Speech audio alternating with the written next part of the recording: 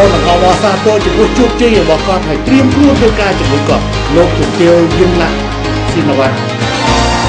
The United States and the world.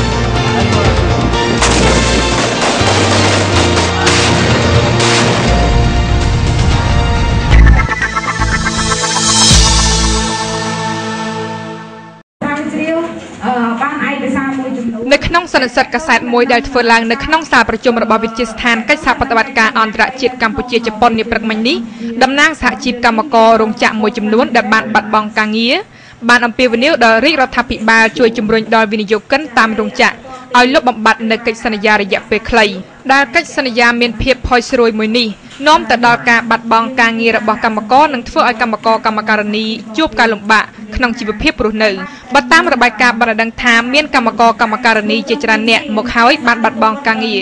ដោយសារតែកិច្ចសន្យាការងាររយៈពេលខ្លីនេះ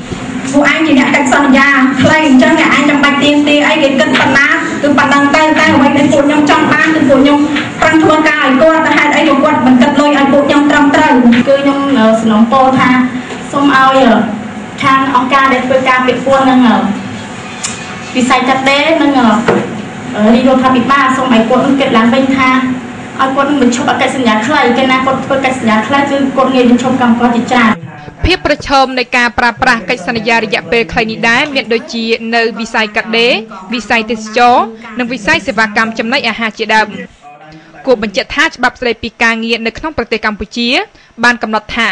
អ្នកចូលបម្រើការងារក្នុងស្ថាប័នណាមួយត្រូវមានកិច្ចសន្យាពី1ខែដល់3ខែឆ្លងកាត់រយៈពេលការងារនេះផុតហើយកម្មករកម្មការិនីនឹងក្លាយជាកម្មករស្របច្បាប់